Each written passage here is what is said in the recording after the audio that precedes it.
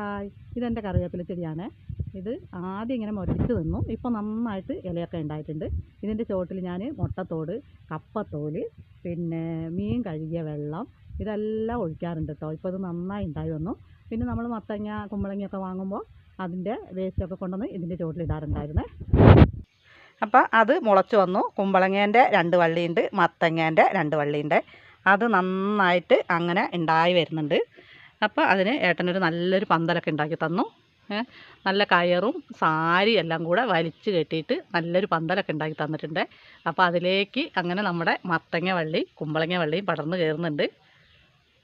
അപ്പോൾ നമ്മൾ കറി വെക്കാൻ വാങ്ങുമ്പോൾ മത്തൻ്റെയും കുമ്പളേൻ്റെ ഒക്കെ അരി ഇങ്ങനെ ഇട്ട് നമ്മൾ വെള്ളമൊക്കെ ഒഴിച്ച് കൊടുത്താൽ അത് തന്നെ മുളച്ച് വരും. നമ്മൾ നടാതെ തന്നെ, ഞാനിത് നടാതെ തന്നെ മുളച്ച് വന്നതാണ്. അപ്പോൾ നല്ല ഉഷാറായിട്ടുണ്ടായി വന്നിട്ടുണ്ട്, പന്തലിലേക്ക് കയറി.